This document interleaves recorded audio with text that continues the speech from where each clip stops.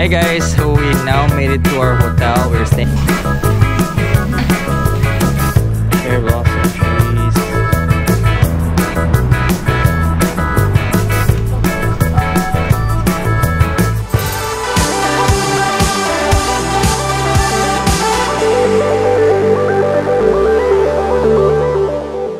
Good morning guys, it's currently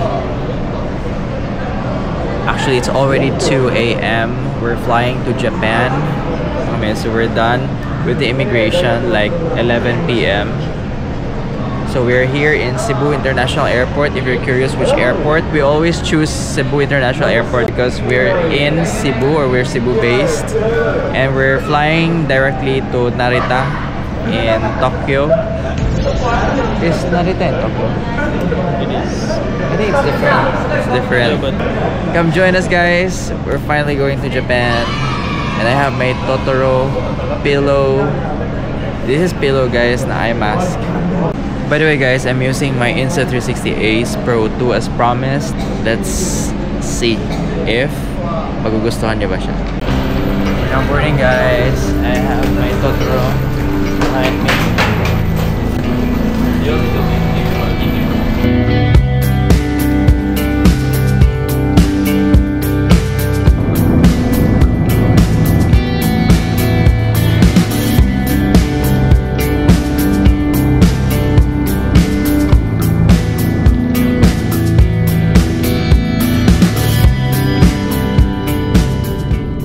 Flying from Cebu to Narita, the flight takes about 5 hours. If you're going to Tokyo, pwede kang via Haneda or Narita, but we booked the Narita one since it's a promo fare.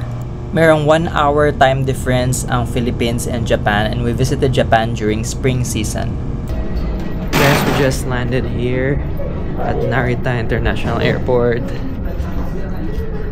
Actually, sobrang lamig pa. Welcome to Japan!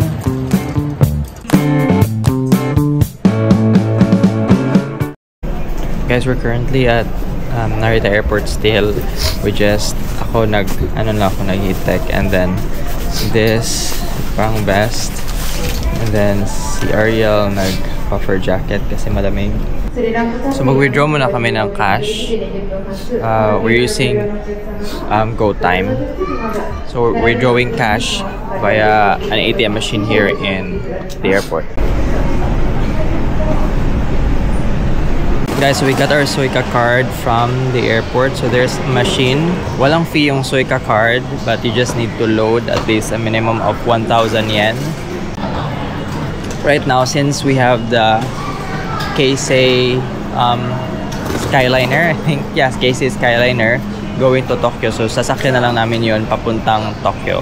So we're all done here. Naka-withdraw na kami. By the way, dito sa airport, we tried like 3 ATM machines. Meron siyang transaction fee na 220 yen. We used GoTime kasi we're unable to transfer amount sa GCash. So that's a mistake. I think dapat nakapag-transfer na kami, nakapag-load na kami ng GCash way back sa Philippines. Pupunta na kami ngayon sa Tokyo.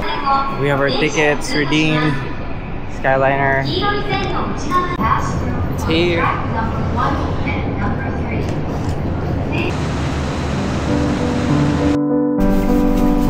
My luggage area should be nice. It's moving.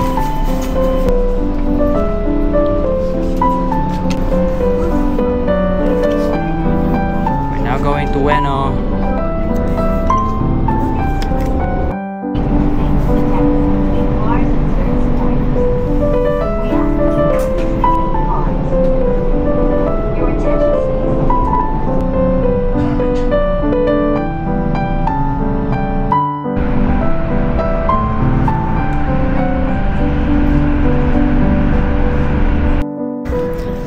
Hi guys, so we now made it to our hotel. We're staying here at APA Hotel. We booked this on Klook. You guys can always book your hotels with my Klook promo code MJSKlook to get discount. So ang ganda ng APA Hotel guys, sobrang lapit lang niya sa train station. I think that's the Akihabara line, if I'm not mistaken. Pero dyan kami bumaba kanina din diretso hotel. Merong 7-Eleven doon at saka maraming kainan din nearby. So since 3 p.m. pa yung check-in namin, we're going to look for a place to eat. Guys, medyo na-surprise kami kasi it's so quiet. I mean, this is already Tokyo, but this is not sa Shibuya area. Pero sobrang quiet. Like, sobrang konti lang ng people. It's 1 p.m. I'm not so sure where the people are, pero maybe at work. Pero medyo nabigla lang ako kasi sobrang quiet niya talaga. Pero maybe sa Shibuya area, ang daming tao doon, especially sa Shibuya Crossing. Ayun yung hotel namin, Appa Hotel. Malaki siya. Say hi. Hello. Nice kayo outfit sa iyo. Ako camera ko. Anyway.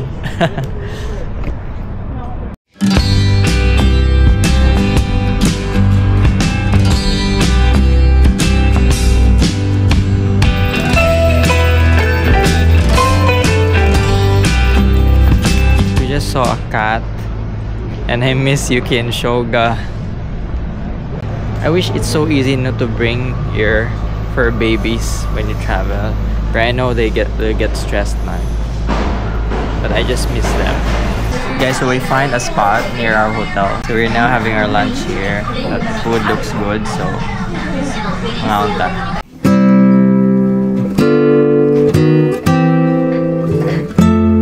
yeah.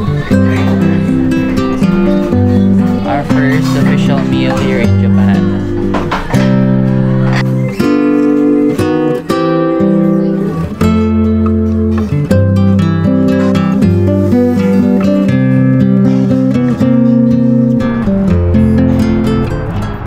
We're done with lunch, guys. So pupunta kami yun sa 7-Eleven to get a SIM card. Actually, ang ganda ng place talaga pag hindi sobrang nakakasilaw yung sunlight. Parang filtered yung view niya. So we're now in 7-Eleven, guys. I think we're getting this SIM card. It's 2,380 yen.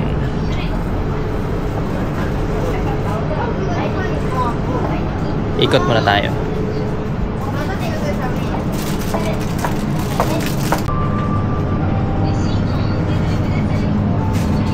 Cute! Ang daming masarap na dessert.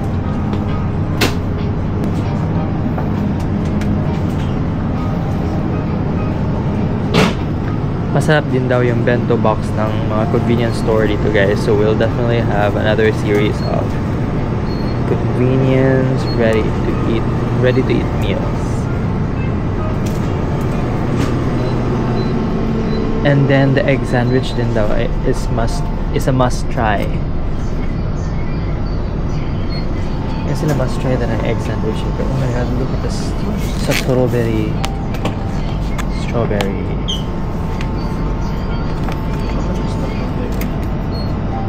And then blueberries. It's 537. Huh? 537. This one? Where did you? This is 1,000. I'll try this. And then this one too, gusto ko matry. Guys, meron din palang onigiri here. I was looking for it, pero dito pala. We will try that if kasing sarap lang ba siya ng onigiri na Philippines.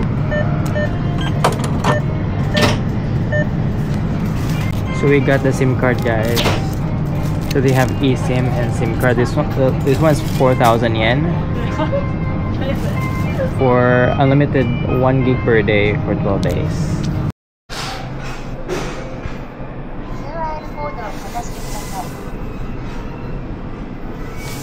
Thank you, arigato. Thank you. That's okay? Yeah, very good. Okay. Thank you. Thank you. Arigatou gozaimasu. Okay. Mag-room tour sana kami kanina, guys, kaso na-lock namin yung door tapos wala kaming card, so yun, bumalik kami sa baba. So quick room tour tayo.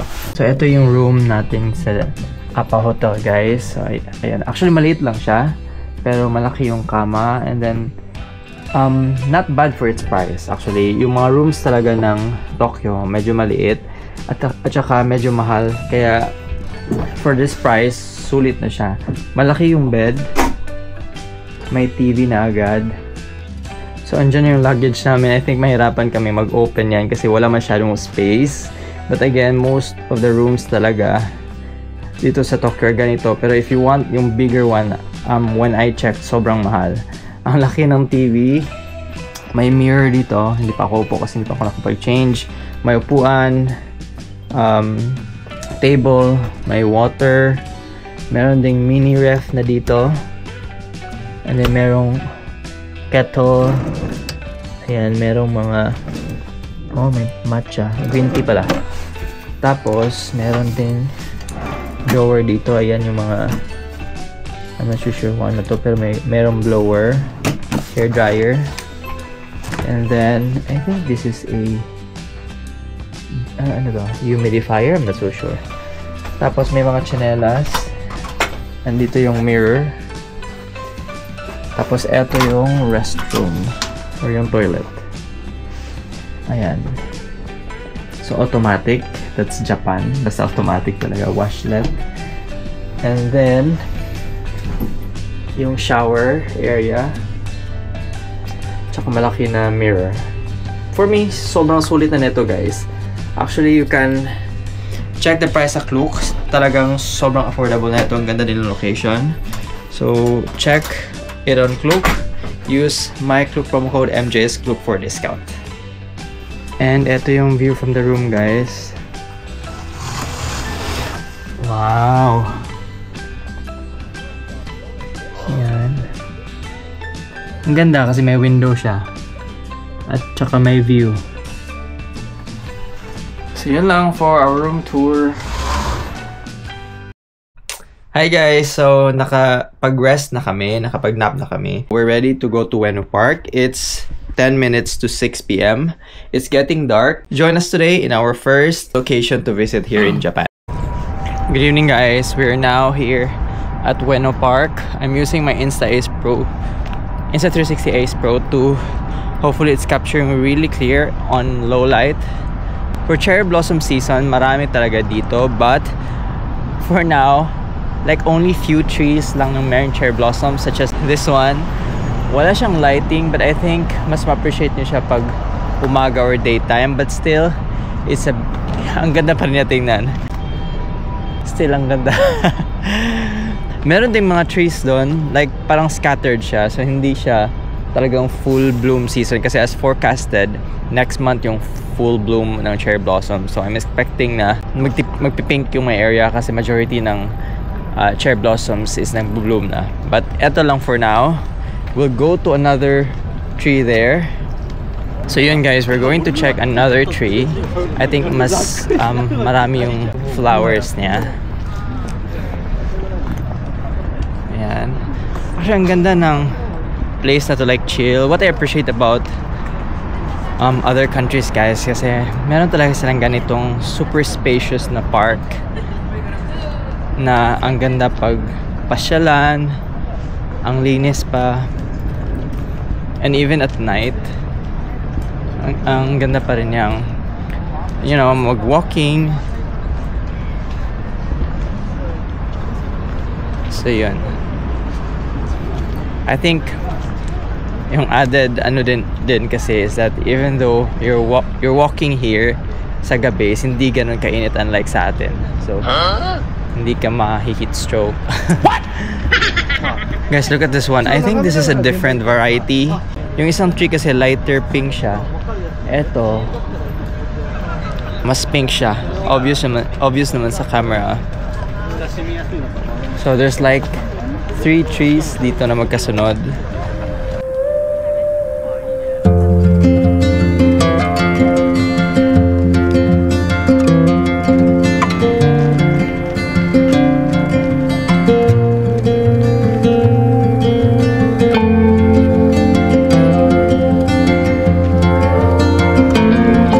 That's it guys. I'll try to put flashlight if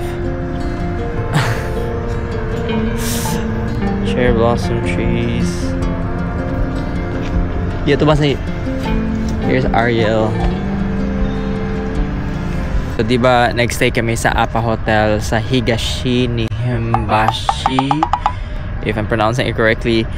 Dito naman, if you want to be very close to Ueno, maraming hotels around the park, and Apa Hotel is one of them. I'm not so sure if you can see the Apa Hotel from the back, yung name mismo, but that's another Apa Hotel, if I'm not mistaken.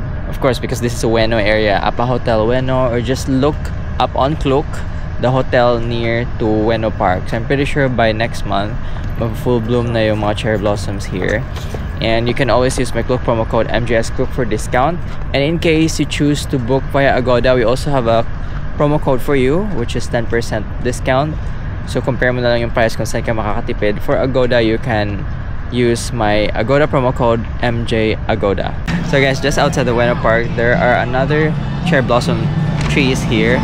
I'm not really sure if, I think they are in a different variety kasi iba yung ano niya, iba yung hugis ng petals at saka yung tree mismo, yung structure niya iba. And then this one is light pink. So nasa labas lang siya. Lapitan natin.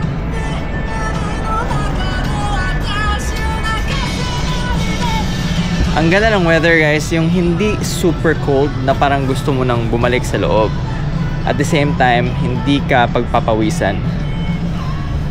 Pero magugutom ka kasi yung lamig at saka, you know, parang lakad lang kami ng lakad. So yan guys, ibang variety talaga siya. I think this is the same sa first tree na nakita natin doon sa Ueno Park, you know? Here, ang ganda. Mas marami nang nag-bloom sa tree na to. Look at that.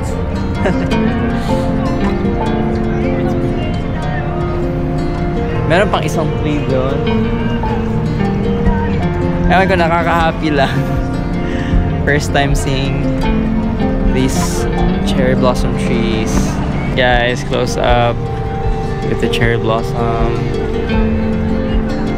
flowers.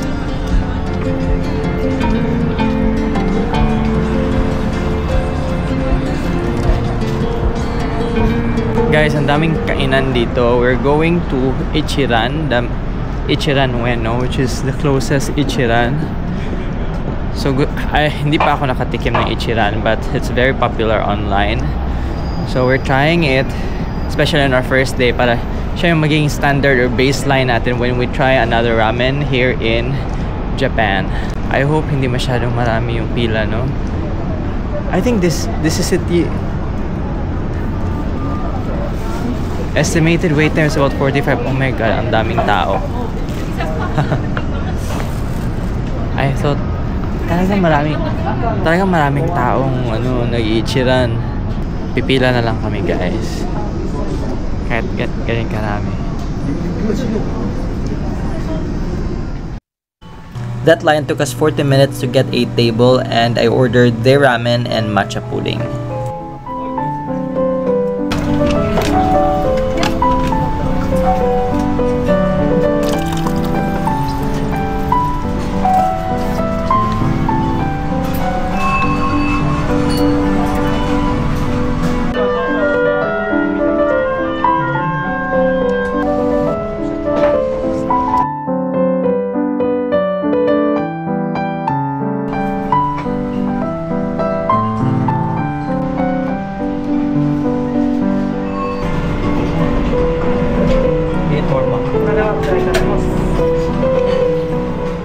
Guys, we're done with dinner sa Ichiran. It was a good experience. Busog and sulit, especially for me as a first timer. We're now going back to hotel kasi maaga pa kami bukas. So we'll see you tomorrow for our for our Tokyo Disneyland or Disney Sea. We're not going to Disneyland by the way, but Disney Sea. See you tomorrow.